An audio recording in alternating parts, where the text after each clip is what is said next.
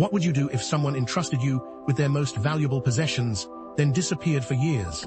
This exact scenario unfolds in one of Jesus' most challenging parables, found in Matthew chapter 25.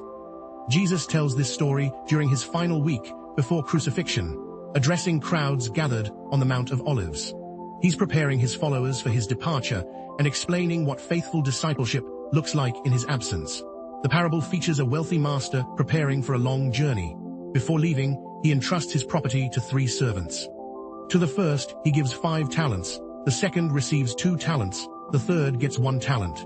In Jesus' time, a single talent represented about 20 years' wages for a common laborer, making this an enormous responsibility. The master doesn't provide instructions or timelines.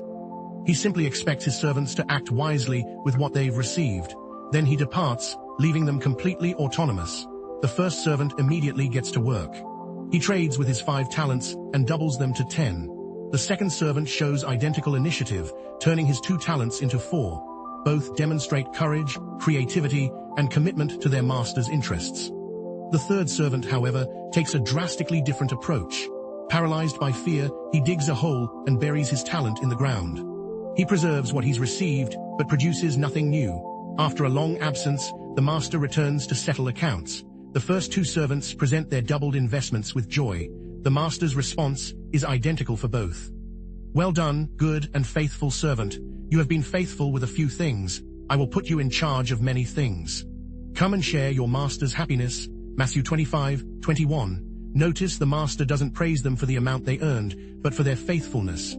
Both receive the same commendation despite different results. The third servant approaches nervously, explaining his fear-based reasoning. He returns the original talent, expecting praise for his caution. Instead, the master calls him wicked and lazy, taking away his talent and giving it to the first servant. Jesus isn't teaching about money management or investment strategies.